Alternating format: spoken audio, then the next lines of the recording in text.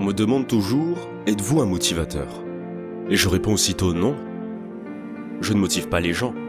Ce que je fais, c'est partager avec eux des outils. Et je partage avec eux un processus et une méthode pour définir un objectif. Parce qu'une fois que vous avez un processus et que vous avez un objectif et des outils, vous pouvez l'appliquer dans votre vie et vous appuyer sur votre propre axe. Je connais de nombreuses personnes dans mon domaine qui font du développement personnel et du coaching. Ne faites pas ça. Ce n'est pas un bon modèle d'entreprise. Un bon modèle d'entreprise est celui où quelqu'un revient vers vous et où vous créez des revenus récurrents, de sorte que vous ne résolvez pas ses problèmes. Vous l'inspirez parce que vous savez que cette inspiration se manifestera seulement durant quelques semaines et qu'il reviendra pour en redemander. C'est une drogue. Je ne veux pas que les gens reviennent. Je veux qu'ils résolvent leurs propres problèmes.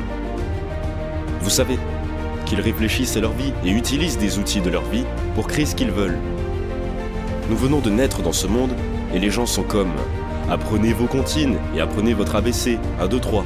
Allez à l'école, apprenez la géographie, l'histoire, les sciences, le tableau périodique. » Pourquoi ? Quand allez-vous réutiliser le tableau périodique ? Mais les choses simples, comme les compétences de base de la vie humaine, on ne nous les enseigne jamais. Nous croyons donc que l'énergie sort toujours de nous pour aller vers les gens et les choses qui nous entourent. Et l'un des moyens d'obtenir l'illumination est d'abord d'arrêter la perte d'énergie. Ensuite, vous exploitez cette énergie qui sort de vous. Vous la retirez en vous, vous la concentrez, vous la canalisez le long de votre colonne vertébrale, dans votre tête, pour éveiller des états de conscience plus élevés. Mais pour ce faire, vous devez conserver autant d'énergie que possible.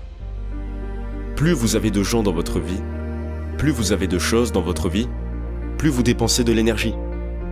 Simplifiez-vous la vie. Tout le monde est tellement occupé, tout le monde a beaucoup de choses à faire. En fait, nous n'avons pas beaucoup de choses à faire. Nous n'avons pas de priorité dans la vie. La plupart des gens n'ont pas de priorité claire dans la vie.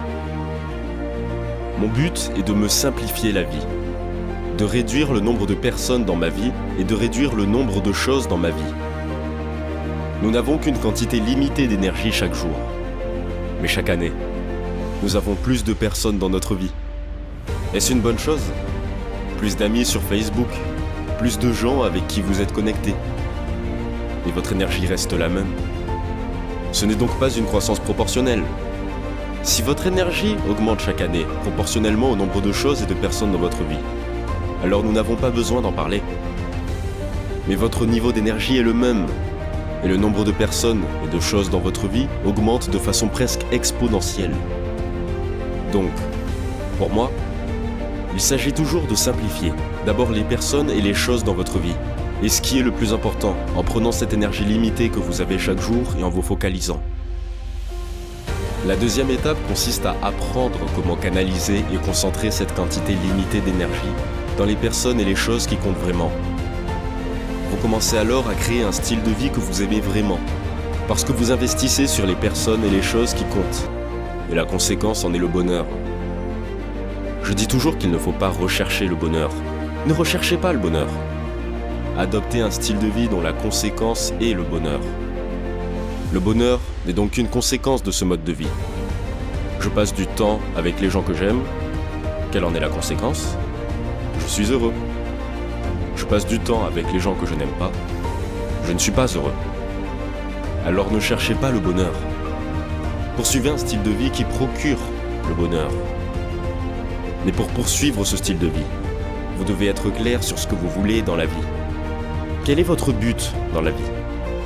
Les gens ne le savent pas parce qu'ils ne passent pas de temps avec eux-mêmes. Les gens prennent du temps pour tout et pour tout le monde dans leur vie, mais ils ne prennent jamais de temps pour eux-mêmes. Quand vous retrouvez quelqu'un que vous connaissez et qu'il vous dit « Rattrapons le temps perdu autour d'un café » et que vous dites « Oh, je ne peux pas cette semaine, mais la semaine prochaine. » Oui, pourquoi pas jeudi, 19h. Parfait, retrouvons-nous à cet endroit. Alors les gens me disent des choses comme « Oh, je promène mon chien au parc. C'est mon temps avec moi-même. » Non, ça ne l'est pas. C'est toi qui promènes le chien. Ils disent « Je vais faire un jogging.